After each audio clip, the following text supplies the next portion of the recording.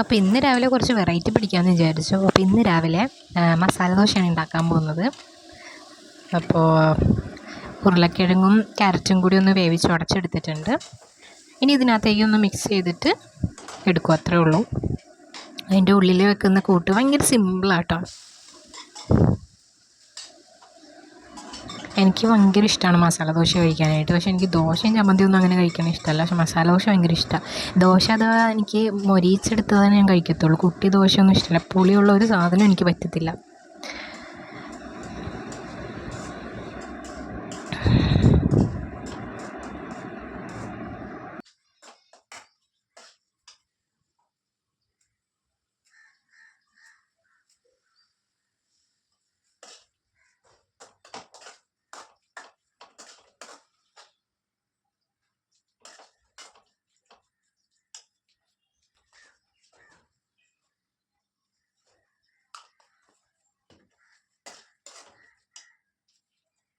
അപ്പോൾ ഇനി ഉണ്ടാക്കുന്നത് തക്കാളി ചട്നിയാണ്.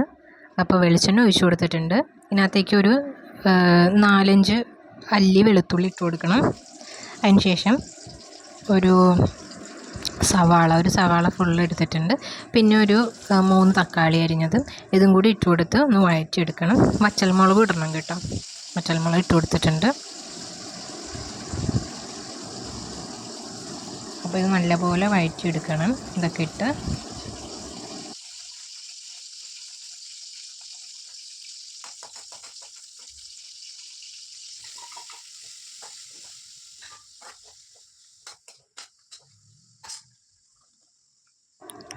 അപ്പോൾ ഇതിനകത്തേക്ക് കുറച്ച് മഞ്ഞൾപ്പൊടി ഇട്ട് കൊടുക്കാം. പിന്നെ കുറച്ച് ഉപ്പ് ഇട്ട് കൊടുക്കണം. പിന്നെ ഇതൊരു 5 മിനിറ്റ് മൂടി വെച്ചിട്ട് ഒന്ന് വേവിച്ചെടുക്കണം. അതിന് ശേഷമാണിത് മിക്സിയിലിട്ടൊന്ന് അരച്ചെടുക്കുന്നത്.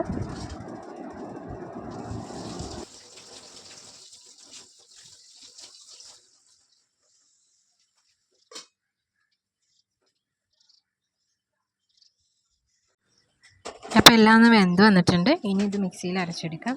അരച്ചെടുക്കുന്നതൊന്നും ഞാൻ കാണിച്ചിട്ടില്ല കേട്ടോ ഇതിനകത്ത്.